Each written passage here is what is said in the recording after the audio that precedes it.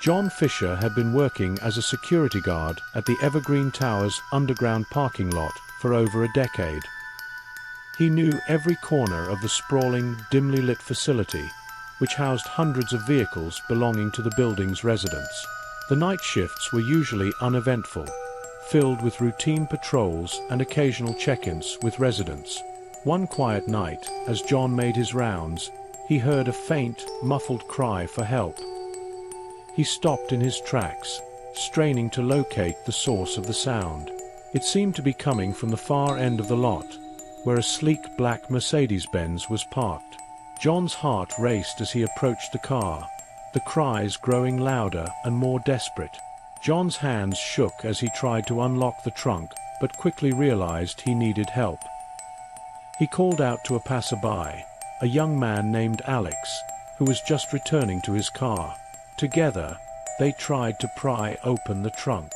The cries for help were growing more frantic, pushing them to work faster. When they finally managed to open it, the cries abruptly ceased. Instead of finding a living person, John and Alex were met with a horrifying sight. The trunk was empty, but it was smeared with blood. The metallic scent of blood filled the air, and a chill ran down their spines as they stared at the crimson stains. They immediately called the police, who arrived swiftly and cordoned off the area. The officers questioned John and Alex extensively, but they could provide little more than the disturbing account of the cries for help and the shocking discovery. Detectives Emily Carter and Michael Davis were assigned to the case. They quickly identified the vehicle as belonging to Sarah Lawson, a university student who had been reported missing a week earlier. Her family and friends were devastated by the news, unable to comprehend the brutality of her disappearance. The detectives combed through the parking lot security footage, hoping to find clues about who had left the car there. The grainy footage showed the Mercedes-Benz entering the lot late one night, but the driver's face was obscured by shadows. They noticed, however, that the car had been parked in a particularly dark and secluded corner of the lot. Further investigation revealed that the car had been stolen from another part of the city 2 weeks prior. The detectives hypothesized that the killer had used the vehicle to transport Sarah's body, hiding it in the underground lot to avoid detection. As the investigation continued, strange occurrences began to plague John. He heard whispers and footsteps in the parking lot, even when he was alone. Shadows seemed to move on their own, and the temperature often dropped inexplicably.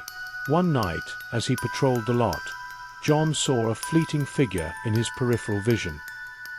He turned to find nothing but the eerie stillness of the cars. His heart pounded as he recalled the cries for help and the lifeless body in the trunk. Determined to understand what was happening, John Fisher had always been a man of routine.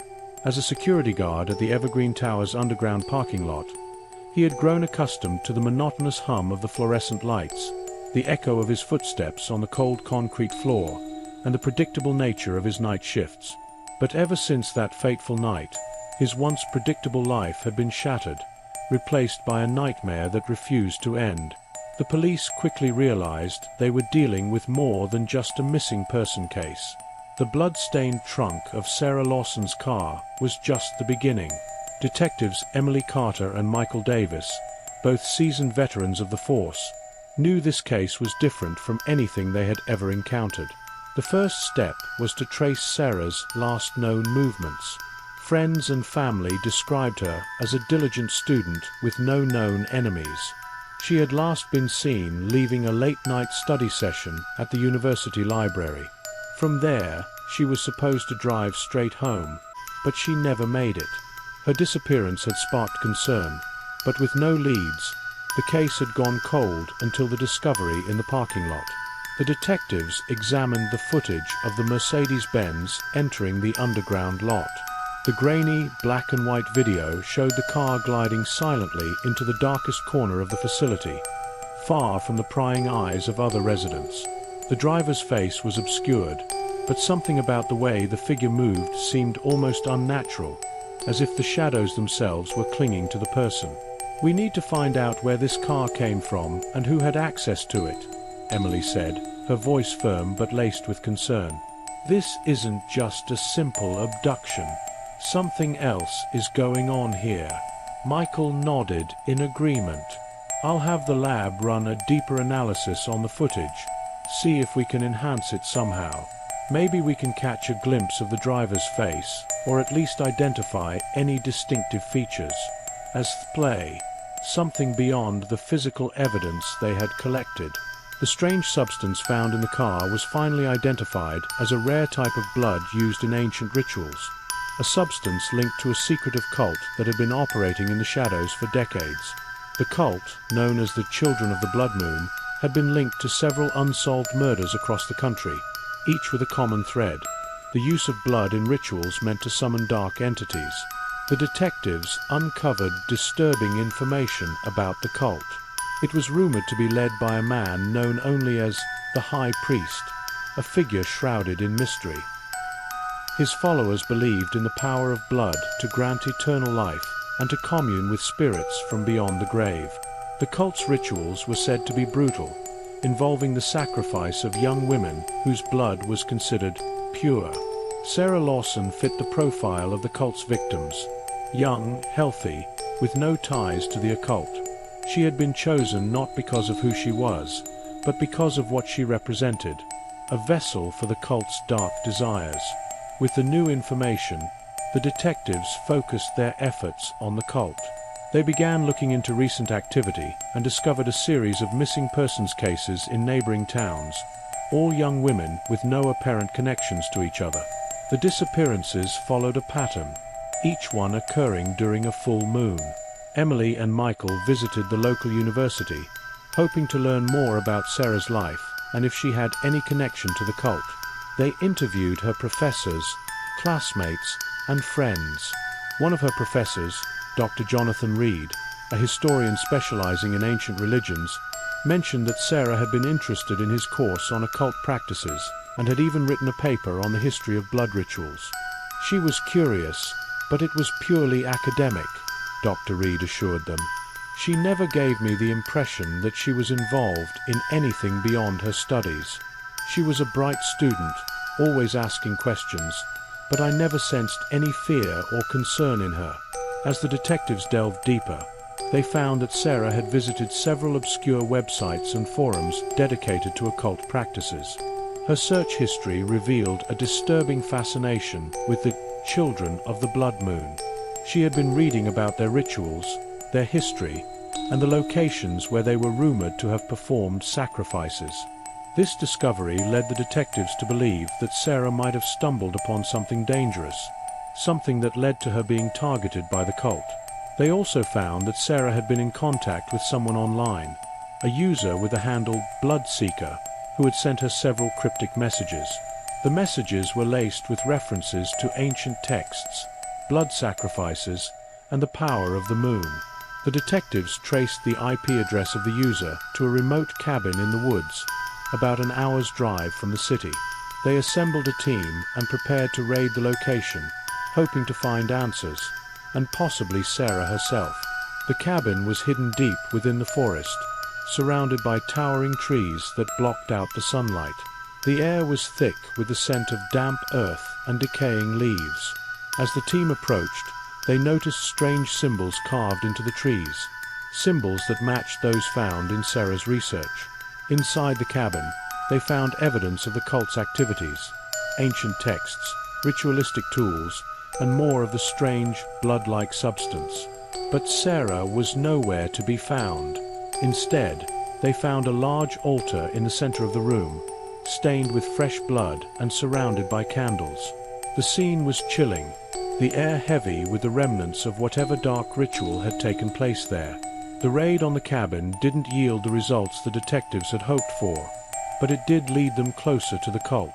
They discovered that the cabin was one of several locations used by the Children of the Blood Moon to conduct their rituals.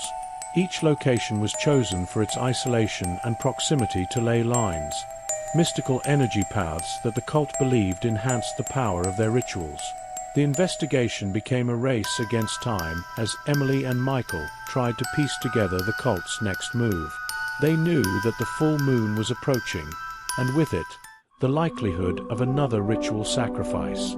Their search led them to an abandoned church on the outskirts of the city, a place steeped in dark history and rumored to be haunted. The church had once been the site of a mass killing, where a deranged priest had slaughtered his congregation before taking his own life. The building had been abandoned ever since, left to decay as a monument to madness. The cult had taken over the church, using its blood-soaked history as a backdrop for their own twisted ceremonies. The detectives gathered a tactical team and prepared to storm the church. They knew the risks. They were dealing with fanatics who would stop at nothing to complete their ritual. But they couldn't let another innocent life be lost. As they approached the church under the cover of darkness, they saw the faint glow of candles through the broken windows. The air was thick with the scent of incense and something far more sinister, the metallic tang of blood. The team moved in silently, surrounding the building before breaching the doors. Inside, they were met with a horrifying sight. The cult members, dressed in dark robes, stood in a circle around the altar. Their faces were hidden by hoods, but their eyes glinted with fanaticism as they chanted in an ancient, guttural language. On the altar lay another young woman, her eyes wide with terror as she struggled against the ropes that bound her. The high priest stood at the head of the altar, a ceremonial dagger raised high above his head. His voice rose above the others, chanting words that seemed to vibrate with power. The detectives knew they had only seconds to act. "Freeze! Drop the weapon!" Emily shouted as the team burst into the room, their guns trained on the cult members. For a moment, time seemed to stand still. The high priest hesitated, his eyes locking onto Emily's. In that moment, she saw something in his gaze, something ancient and evil, a force far older than the man himself. Then, all hell broke loose. The cult members lunged at the detectives, their hands reaching for weapons hidden beneath their robes. Gunfire erupted, shattering the eerie stillness of the church. Emily and Michael moved towards the altar, determined to save the young woman before it was too late. The high priest swung the dagger down, but Michael tackled him, the blade slicing through the air just inches from the woman's throat. The two men struggled, their fight a brutal dance of strength and desperation. Emily reached the altar, cutting the woman free as the battle raged around them. The woman, sobbing in relief, clung to Emily as they made their way to safety. Michael, bloodied but determined, managed to disarm the high priest, who snarled in fury as he was dragged to the ground by the tactical team. With the cult members subdued, the detectives surveyed the scene. The church, once a place of peace, was now a battleground, the floor slick with blood. But they had won. The ritual had been stopped, and the cult members were in custody. In the weeks that followed, the full extent of the cult's activities came to light. The Children of the Blood Moon had been responsible for dozens of disappearances across the country, each one more brutal than the last.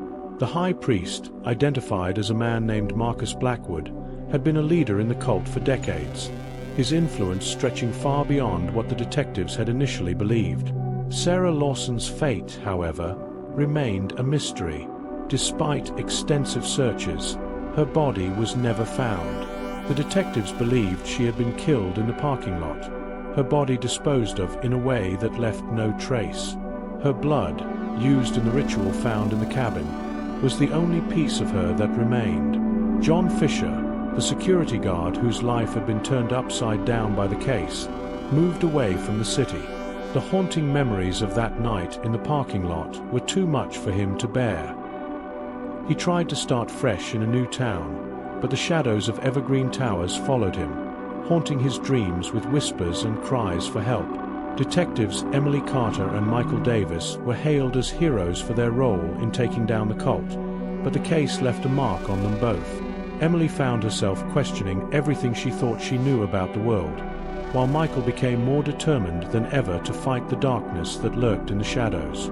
The underground parking lot at Evergreen Towers was never the same.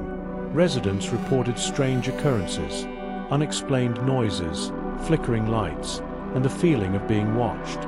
Some said it was Sarah's spirit, trapped in the place where she had met her end. Others believed it was something darker, a remnant of the evil that had been unleashed by the cult.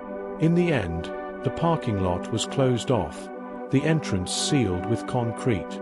The building's management said it was for safety reasons, but those who lived there knew the truth. They knew that something still lingered in the depths of the lot, something that couldn't be buried no matter how deep the concrete.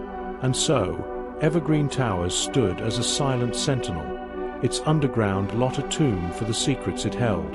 The case was closed, but the echoes of the past remained, whispering in the darkness, waiting for the next person to stumble upon them.